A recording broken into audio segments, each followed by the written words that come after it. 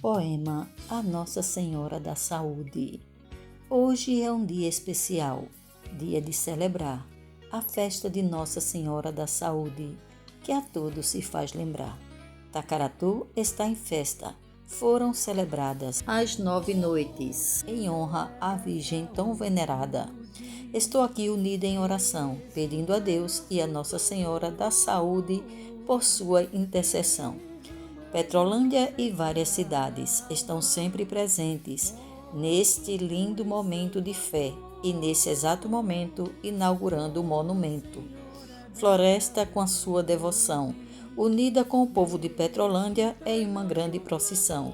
Romeiros de toda a região, juntos numa grande romaria, clamando saúde, paz e proteção.